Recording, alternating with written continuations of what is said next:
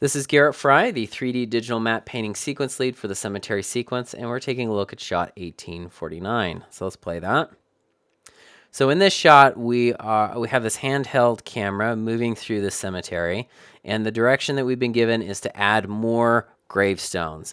And for this particular shot, we have this big open area right here in the middle that we're going to want to fill with our hero piece, our hero gravestone, whatever that is. So it's up to you to find something that says this is a hero piece. It's really beautiful because of the lighting that's coming down. We have this like really scraping down lighting. You can see the effect of that on these gravestones, which is really, really cool. And so adding that to your hero gravestone is going to look really nice. Also, you're going to need to put in a shadow for that gravestone because and project on the ground in order to do that, because it wouldn't make sense to have light coming in and then passing through a solid object and then having light be on the ground. That's going to be a major integration issue. So every gravestone you add, you have to add the shadow unless you can hide the shadow in something else. So if you did put something here, then you don't have to put a shadow in there because it's kind of in the shadow of something else. So throughout, you have this area right in front here. You have this area throughout here that you can add gravestones throughout, and they can have some larger ones and some smaller ones to vary up the space. And you have stuff up here that you can add right up on this ridge. So there's a lot of different areas that you can put these gravestones. You can also put them in the front.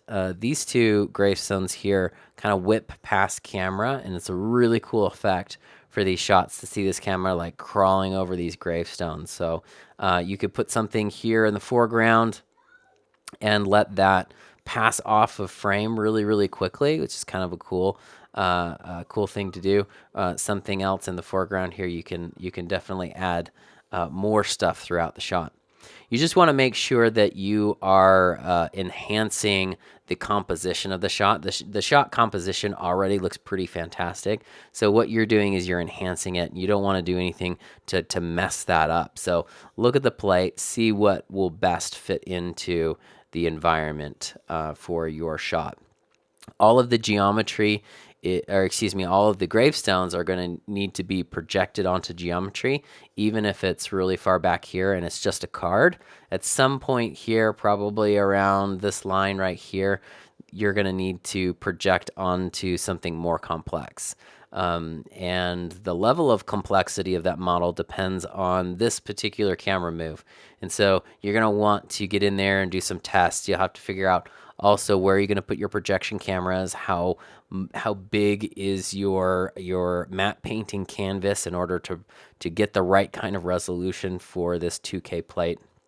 You need to figure out if you're going to do patch cameras or you're going to do multiple projections, what gravestones are in which projections. And so there's a lot of setup that you're going to need to do for this shot before you actually get to the painting of it. So it's a really cool shot, a lot of work to be done. Before starting out on the shot, it's really important to familiarize yourself with the extensive photo reference in the library. It is worthwhile to do quick matte painting concepts so you can start to understand what kind of photography works for what particular situation. Also, make sure you're utilizing the asset library, especially for those shots that require continuity between environments. These assets can be a huge help, and remember that every asset has high resolution photography, so if the asset is not high enough resolution when rendered, you can overlay it with photography.